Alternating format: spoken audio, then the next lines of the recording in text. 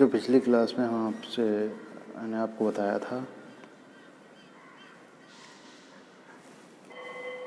कृष्णिका तथा कृष्णिका विकिरण के बारे में, ब्लैक बॉडी तथा ब्लैक बॉडी रेडिएशन के बारे में। कृष्णिका क्या होती है, मतलब ब्लैक बॉडी की अगर हम बात करें तो ऐसा कोई भी आदर्श पिंड या आदर्श वस्तु जो सारे विकिरण का अवशोषण या उत्सर्जित दोनों कर सके, उसको हम क्या बोलेंगे, कृष्णिका, ब्लैक बॉडी बोलेंगे।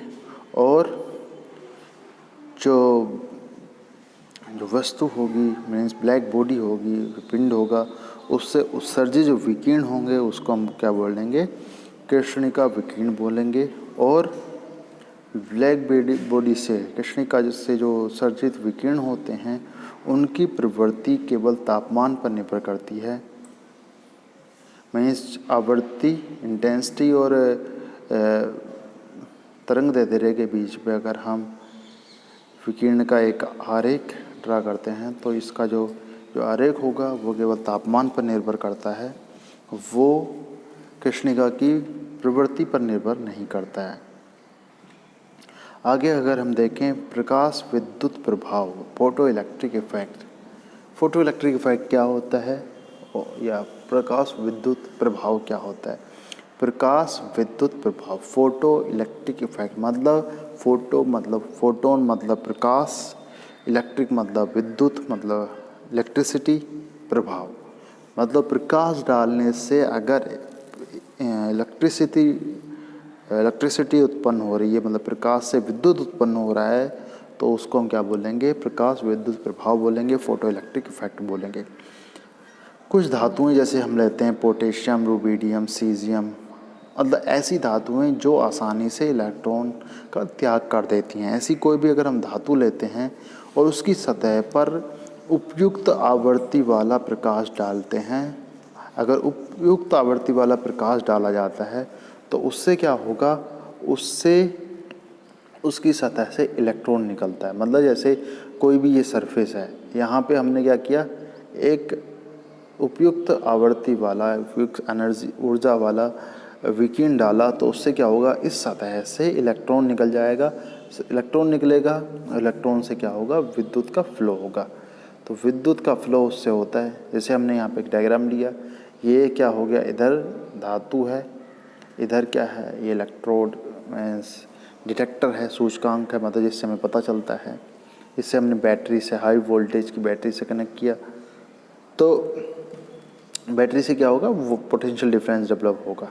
तो जैसे हमने धातु पे प्रकाश डाला तो प्रकाश से क्या हुआ, इलेक्ट्रॉन निकला, तो इधर क्या, जो पॉजिटिव चार्ज है इलेक्ट्रॉन पे प्लस चार्ज होता है, यहाँ माइनस चार्ज होता है, इधर प्लस चार्ज है, तो ये प्लस से माइनस प्लस की तरफ ये मूव करने लगेगा, गति करने लगेगा, और इससे क्या होगा, विद्युत जनरेट होगा, इलेक्ट्रिसिटी जनरेट होगी।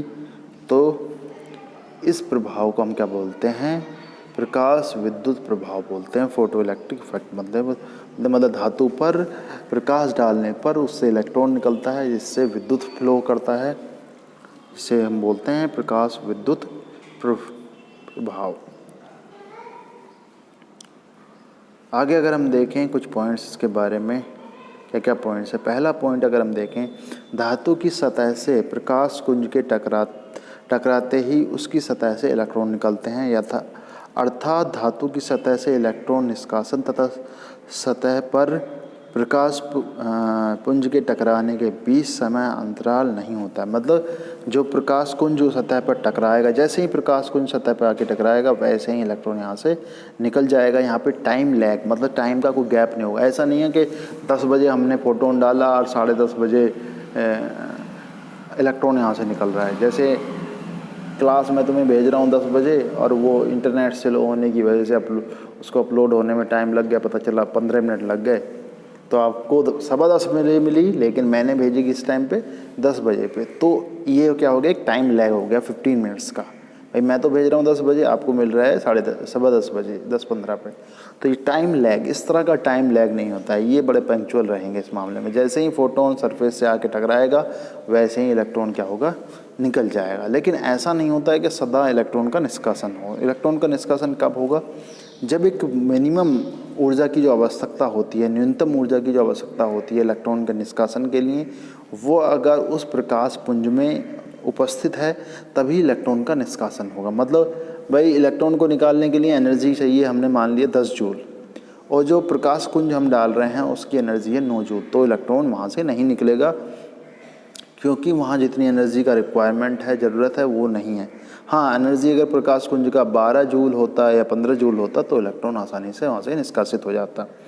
दूसरा, अगर हम देखें, निष्कासित इलेक्ट्रॉन की संख्या प्रकाश की तीव्रता के समानुपाती होता है। मतलब जितना तीव्र प्रकाश होगा, मतलब जितने ज़्यादा यहाँ पे हम प्रकाश के रेडिएशंस डालेंगे, विकिरण डालेंगे, भाई जितना ज़्यादा डालेंगे इलेक्ट्रॉन उतने ज़्यादा निकलेंगे, तो निष्कासित इलेक्ट्रॉन की संख्या प्रकाश की प्रवृत्ति के समानुपाती होती है।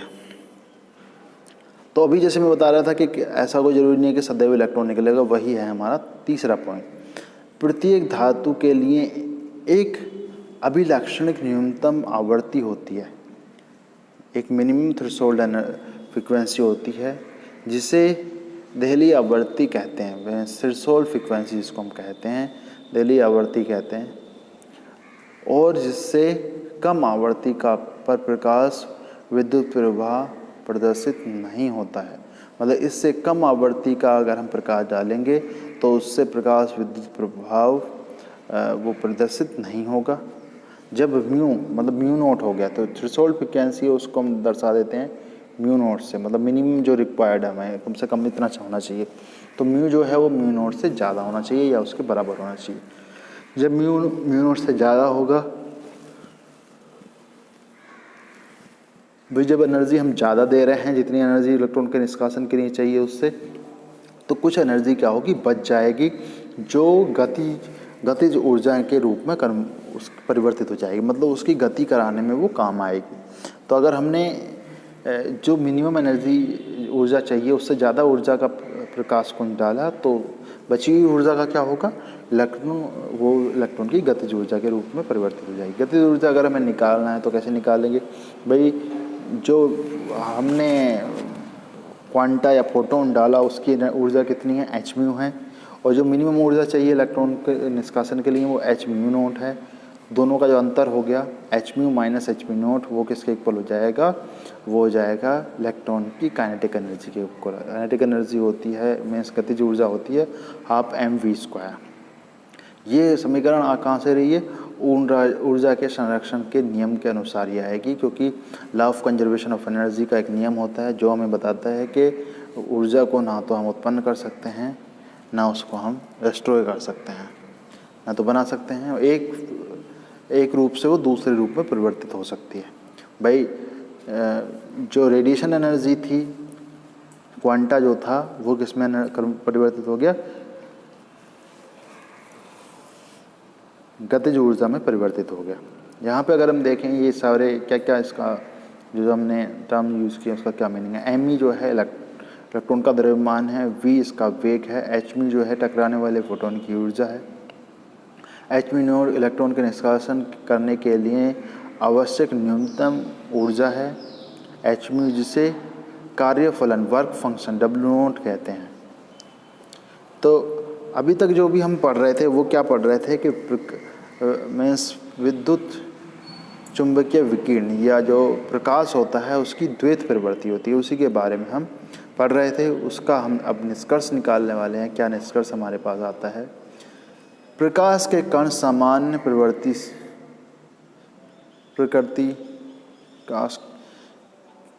प्रकाश की कण सामान्य प्रवृत्ति ने वैज्ञानिकों के सामने असमंजस की स्थिति पैदा कर दी थी।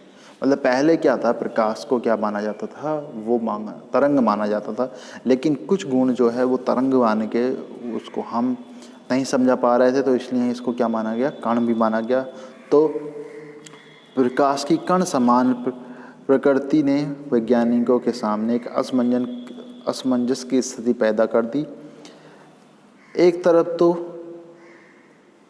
इसने कृष्णिका विकिरण और प्रकाश विद्युत प्रभाव की संतोषजनक व्याख्या की, परंतु दूसरी तरफ यह प्रकाश की तरंग जैसे व्यवहार जिसमें विवर्तन, व्यक्तीकरण आदि परिघटनाओं की व्याख्या की जा सकती थी के साथ युक्ति संगत नहीं था। इस दुविधा को हल करने के लिए एक ही उपाय था कि यह मान लिया जाए कि प्रकाश के कण और तरंग दोनों जैसे गुण होते हैं। मतलब ये मान दोनों तरह के जो यहाँ पे भाई कुछ प्रॉपर्टी उसकी जो है, कुछ गुण जो है वो कण से मिल रहे थे, कुछ प्रकार तरंग से मिल रहे थे। तो इसलिए इन दोनों को समझाने के लिए क्या मान लिया गया कि जो प्रकाश है या आपका विद्युत चुंबकीय विकिरण है उसकी क्या होगी, द्वैत प्रवृत्ति होगी। अर्थात प्रकाश का द्वैत व्यवहार होता है। प्रयोग के आधार पर हम पाते हैं कि जो प्रकाश तरंग है या कण है के समान व्यवहार करता है। ये प्रकाश तरंग के समान भी व्यवहार करेगा और कण के समान भी व्यवहार करेगा। जब द्रव के साथ विकिरण को अन्योजन क्रिया होती है तब वह कण जैसे गुण दर्शाता है।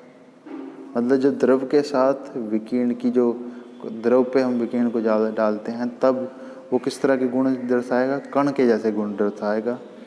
जब विकिरण का संचालन होता है वो तरंग के जैसे गुण दर्शाता है, जैसे कि अव्यक्तीकरण और विवर्तन। मतलब जब वो चलेगा मीन्स ये आपका इलेक्ट्रोमैग्नेटिक रेडिएशंस मीन्स विद्युत चुंबकीय विकिरण जब चलेंगे तब वो तरंग के जैसे भी गुण दर्शाएंगे, और जब वो द्रव से टकराते हैं तब वो द्रव से जब टकराएंगे तो कण के जैसे गुण ये प्रदर्शित करते हैं।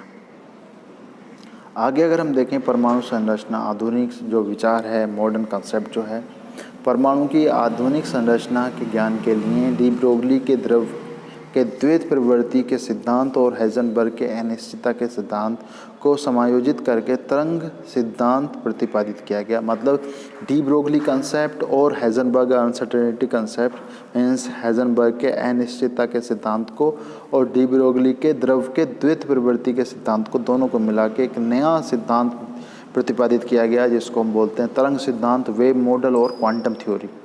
मतलब एक नया कंसेप्ट लाया गया जो डी ब्रोगली कंसेप्ट को और हाइजेनबर्ग कंसेप्ट को इंक्लूड करता हो।